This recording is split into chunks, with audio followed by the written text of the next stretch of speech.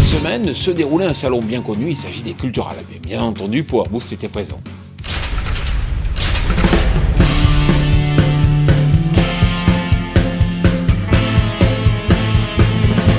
Katia Beauchesne, bonjour. Bonjour. Alors, vous êtes ingénieur chez Arvalis Institut Végétal et puis là, on découvre la Phénomobile. Alors, c'est une sorte de robot. Quelle est sa finalité ? Donc l'idée c'est de faire un certain nombre de mesures sur les parcelles, sur les variétés, et pour tester les différences variétales et donc voir la résistance des variétés à des carences azotées ou à des stress hydriques ou autres. On a différents types de capteurs à la vente. De quoi s'agit-il ? Donc pour l'instant c'est des caméras dans le visible, des spectroradiomètres et puis des lasers qui vont mesurer donc des teneurs en chlorophylle, des teneurs en azote, des hauteurs de plantes et de la surface foliaire. C'est-à-dire que ce robot est capable de travailler jour et nuit ou uniquement le jour quand il y a de la lumière ? Jour et nuit parce qu'en fait les capteurs vont être équipés de flash et donc le véhicule autonome pourra faire un circuit prédéterminé et faire des acquisitions jour et nuit. Alors aujourd'hui, c'est vrai que c'est Arvalis et l'INRA qui avaient participé à la mise au point de ce robot. Mais demain, on peut imaginer que ça s'adresse à d'autres sociétés, d'autres entreprises, d'autres instituts. On peut imaginer, oui. Ça peut avoir d'autres applications. Pour l'instant, on est encore sur du développement au niveau des capteurs et de la chaîne de traitement des données pour qu'on ait des variables interprétables facilement. Katia Beauchesne, merci beaucoup. Je vais retrouver un responsable de Méca 3D qui a participé à la mise au point donc, du matériel. Merci beaucoup.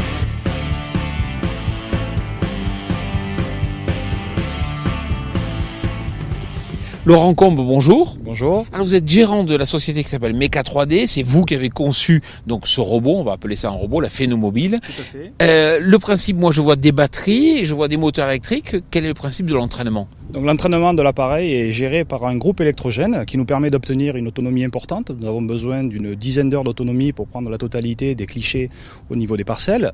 Et l'appareil, lui, par contre, il est entraîné mécaniquement par des moteurs et des réducteurs au niveau des 4 roues. Donc nous avons un appareil qui est 4 roues motrices et 4 roues directrices, ce qui nous permet d'avoir des rayons de braquage très très courts et une précision relativement importante qui va nous permettre d'obtenir ce que nous demande la société Efidance pour la partie géolocalisation. Alors justement, je suppose qu'il doit y avoir des systèmes, des capteurs qui vous permettent de mesurer la vitesse par exemple. Tout à fait. Donc pour obtenir une telle précision, donc nous avons simplement fait appel à ce qu'on utilise très fréquemment dans l'industrie.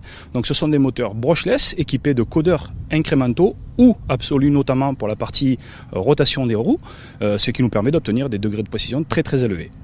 Alors là, on a affaire à un prototype. À votre avis, c'est quelque chose qui peut être industrialisé ? Alors, l'objectif de cet appareil, en effet, donc, c'est le premier d'une série qui devrait voir le jour si celui-ci fonctionne et donne les résultats qu'on espère. Et donc, c'est un appareil on devrait pouvoir réaliser au moins 5 ou 6 autres équipements du même type, voire plus gros, car celui-ci est destiné aux céréales, mais les suivants seraient éventuellement destinés pour mesurer dans les parcelles de maïs. Laurent Combe, merci beaucoup. Et puis là, je vais retrouver plus sur la partie géolocalisation. Merci beaucoup. Merci beaucoup. Cédric Tessier, bonjour. Bonjour. Alors, vous êtes président d'Efidance, c'est une start-up qui est spécialisée dans justement tout ce qui est innovation et en particulier la robotique mobile.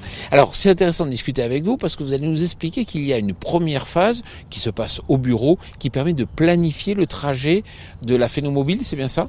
Tout à fait. Donc l'utilisateur, dans un premier temps, va utiliser son logiciel sur son ordinateur de bureau pour définir un parcours de la Phénomobile dans le champ. Alors, vous êtes venu avec une télécommande, elle sert à quoi ?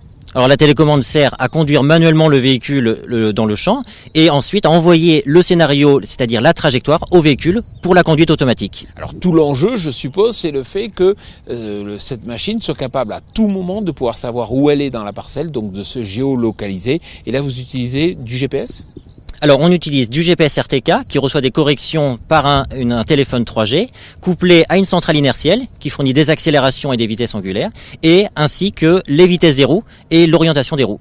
Et si jamais la machine par exemple tombe dans un fossé, une petite ornière, qu'est-ce qui se passe ? Il y a un système de détection d'anomalies qui, dès lors qu'il y a une anomalie qui est déclenchée, renvoie un signal à l'utilisateur à distance par la téléphonie 3G et qui permet ainsi de prévenir en cas d'incident et le véhicule s'arrête. Cédric Tessier, merci beaucoup. Merci, bonne journée.